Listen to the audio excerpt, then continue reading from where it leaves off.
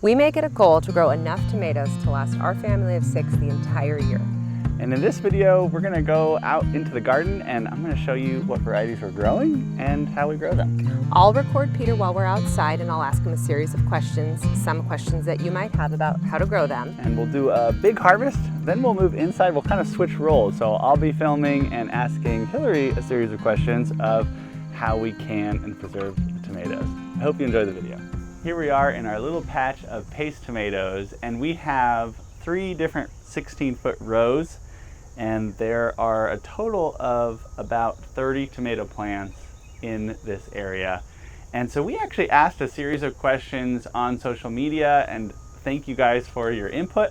And we're gonna try to answer some of those questions, so hopefully you can replicate what we're able to do here. So Peter, when did you start all these tomatoes, and then when did you plant them outdoors? So these were started in early April indoors because it's still pretty cold here, and we planted them out on I just looked on my phone on May 4th, and we've had a few harvests, but really kind of the bulk of the harvests usually start coming in right about now, kind of end of July, early August. I guess it's technically more like mid-August now. So Peter, tell us what these tomatoes are grown in. Yeah, not typical soil. So you can probably see at this angle here, they're grown in straw bales, and it's something that we do for a few different varieties of plants here. But basically they are conditioned straw bales. Really that means that we start a process of composting them prior to planting them, usually a few weeks prior to planting them. So we did this in April.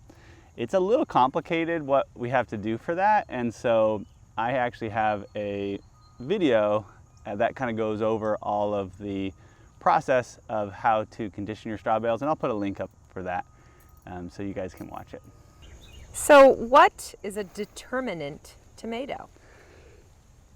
Good question. So the tomatoes, really they're categorized into 2 growth habits. Indeterminate is sort of the vining type, and determinate is more of a bush type tomato. So one of the things you can see is, even though there's a lot of tomatoes on these plants, they're not very tall. And so a determinate tomato, it basically grows to a certain height, and then it just puts all its energy into growing the actual tomatoes.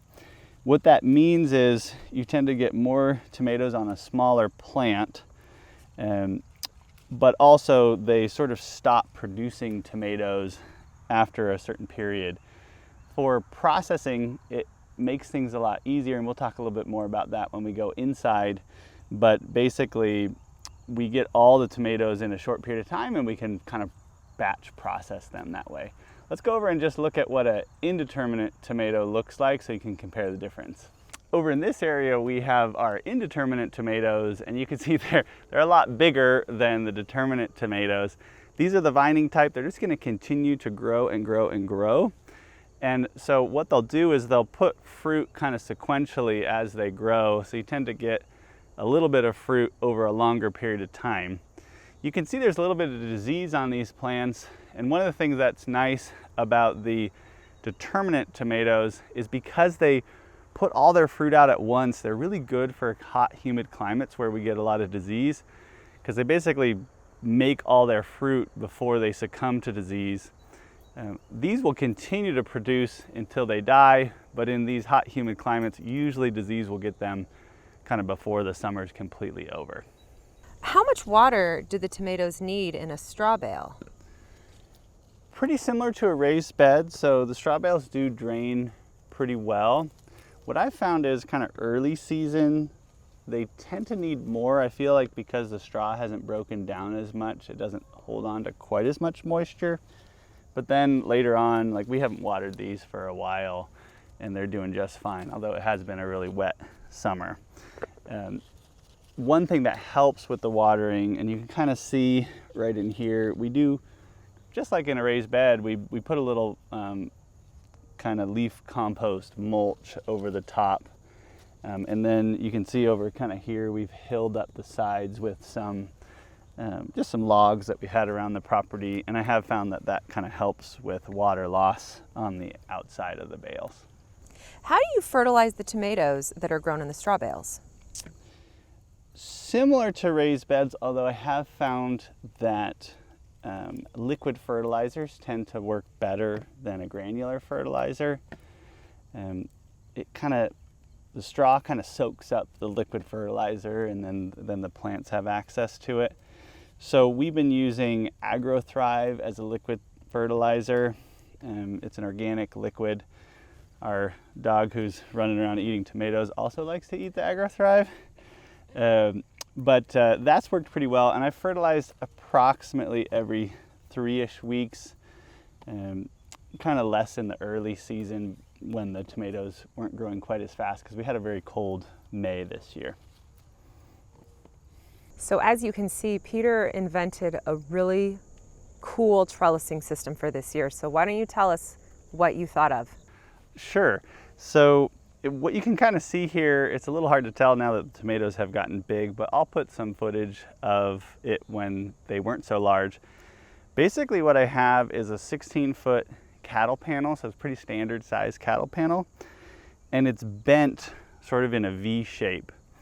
And then in order to keep it from kind of falling over, you can see some T-posts, and I'll show this one right here because it's closer to you.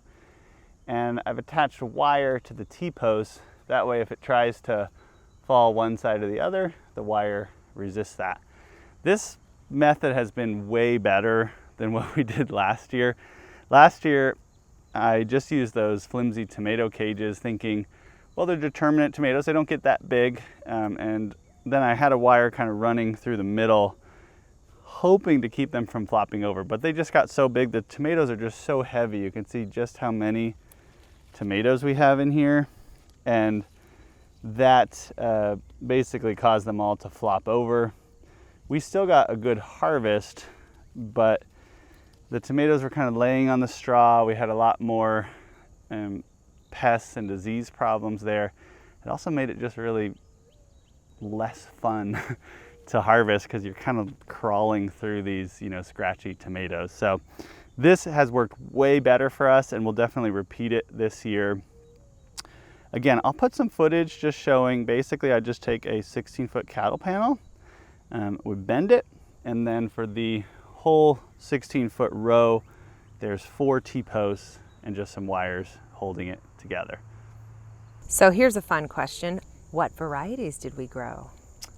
Good question. I have 5 different varieties. We like to trial new varieties every year. So the first one was our favorite last year. I would say arguably our favorite this year as well. It's called Paisano. You can see it kind of comes to that little point, very similar to San Marzano.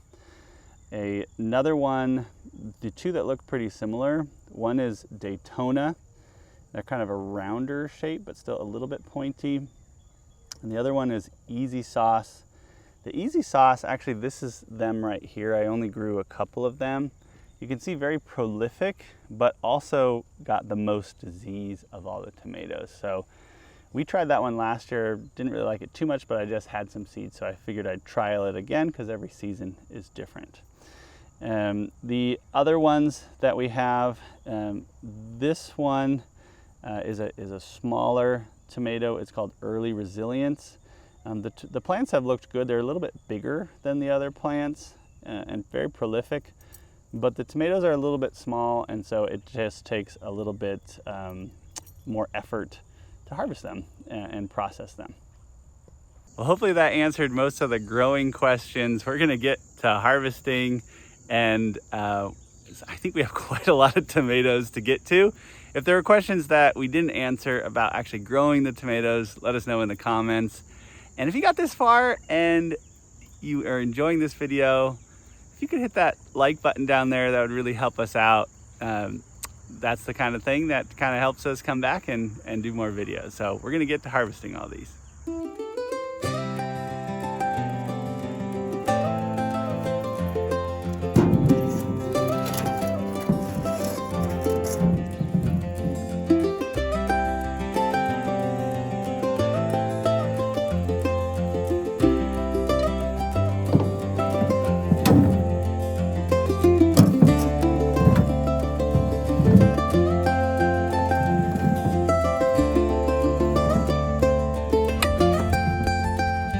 This is what we're talking about as far as efficiency of the paste tomatoes. You can see these little tiny plants, but just look at all this fruit. It's just almost all fruit in here. They might not look like much from a functional perspective. They're great.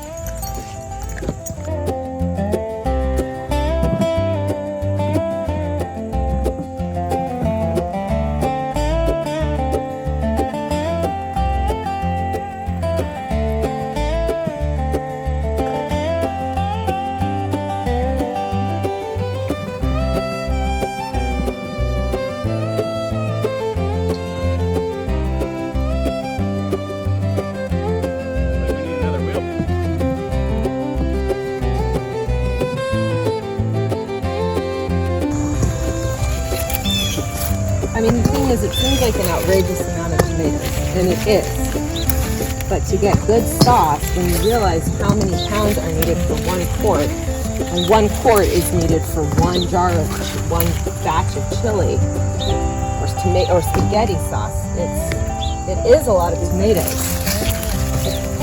But you need a lot to get what you need that you buy at the store. You know, $5 San Marzanos.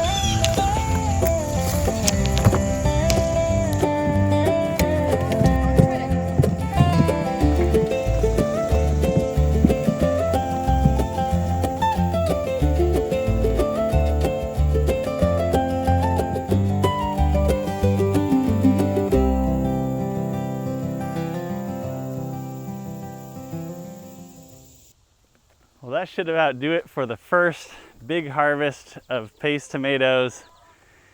2 big wheelbarrows full, probably a couple 100 pounds in here. And what I'm gonna do is, since they're in the wheelbarrows, we can use that to kind of do an initial clean. So just kind of fill them up with water and clean them. And then we're going to categorize them. You know, the really ripe ones, especially any ones that have any superficial damage or some slight disease, those we're gonna harvest first. And then there's a few that still need a little bit of time to ripen. We'll kind of batch those together so that way we can get to them in a few days once they ripen a bit more. But let's go ahead and get inside after we've done that cleaning, and we'll kind of switch roles, and I'll ask Hillary some questions of how we process these.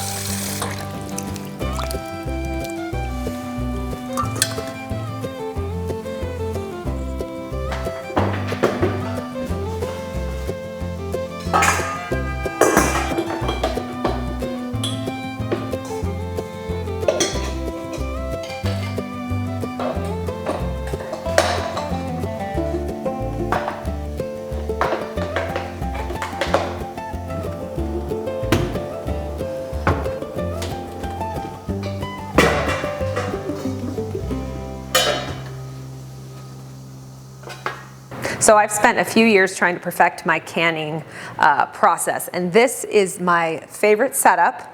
I have a sink filled with tomatoes that are washed. I have figured that 4 of these bowls filled totals about 14 quarts of fresh tomato sauce that I then condense down to about 7 or 6 quarts. I quarter my tomatoes. I put them in this amazing tomato press, which is super efficient. And then the sauce goes right into this pot. The leftover skins are caught in a pan that I then process through again. And it's a really comfortable, quick, efficient setup. So let's get started. So I've quartered half of my tomatoes. They are ready to go through this food mill. They'll be pushed down one at a time. The food mill will take out the seeds and the skin and extract them in a pan. All of the juice and pulp will go in my large stock pot. I have found that while the machine works really well, there's quite a bit of pulp left over on the discarded skin. So I actually put the discarded skin back through the food mill one more time to extract even more pulp for my sauce.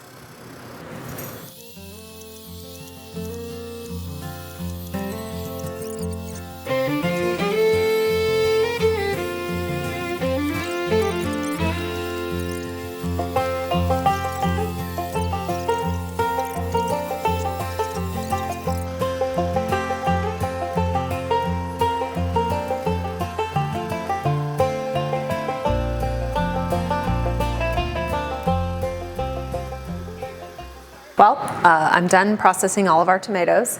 It took about 40 minutes. So now I'm going to bring all of this tomato juice to the stove and condense it down. And I'm going to condense it down to about half. So we'll get about 6 quarts of tomato sauce.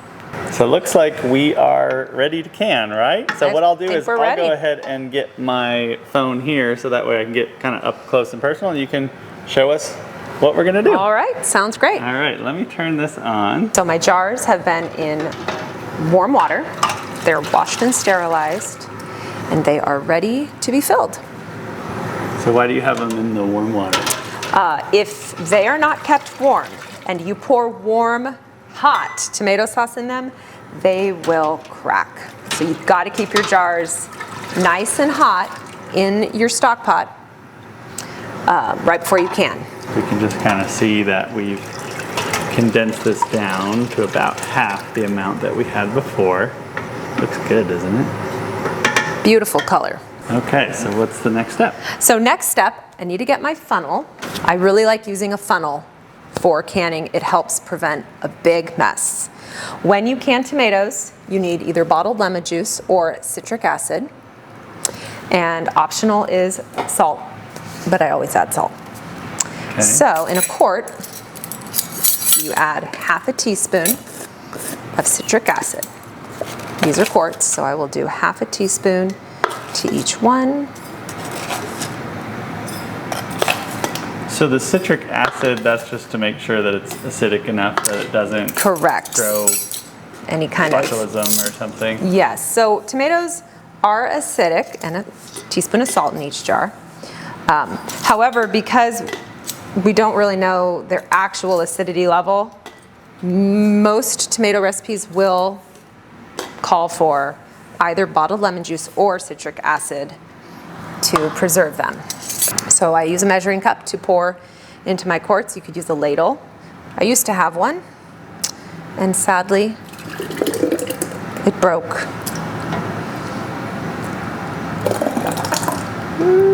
Right about there. So how full are you supposed to fill these? You want to leave about ½ an inch of headspace. Headspace is the amount of space you have between your lid and your food. And last but not least,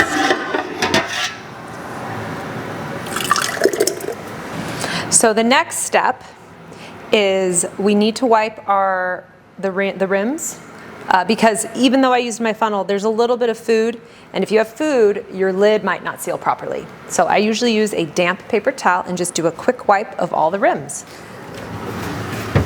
Lids. Make sure you use brand new lids. You cannot reuse the lids, but you can reuse the bands. And you want to tighten them to finger strength, and we put them back in our pot. Now what's that you have there? Oh, this is a must-have. I actually bought it at Kroger, but it is a jar grabber. I'm sure you can get them on Amazon. I've used tongs before, I've used my hands. This allows you to grab your jar, pick it up, and place it without touching water and without the jar slipping. Because without this, I used to use tongs and a spoon, and it was a literal hot mess. You have something in the bottom there. Oh, what's that? That's a trivet. That is what the jars rest on, so they don't clatter around in there when they're boiling, because the water will be boiling for 40 minutes. And the final one, so this stock pot will fit 5 quarts. So the water's not currently boiling? No, it is not. You just have it kind of hot, and then we start it boiling after that? Correct. So you do want needs to be boiling the whole time.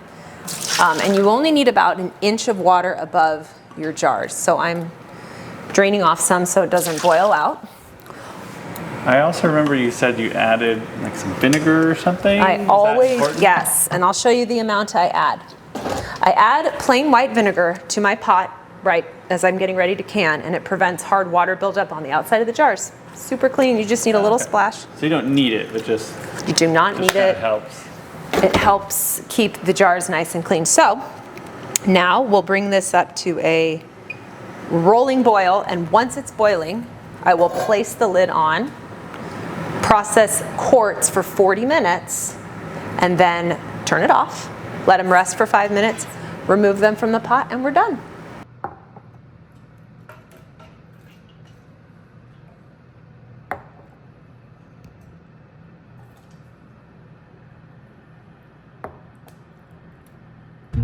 So we hope the video about how we grow and harvest and preserve our tomatoes so we can feed our family of 6 throughout the whole winter was helpful for you guys. Yeah, and this is the system that we really like. It works very well for us. It's efficient, but if you have any tips or ideas that you think we would like, please share them in the comments. Yeah, and if you guys have any questions for us, things that came up that we didn't answer in the video, also let us know in the comments. We're happy to answer them. Happy gardening and canning and preserving, everyone.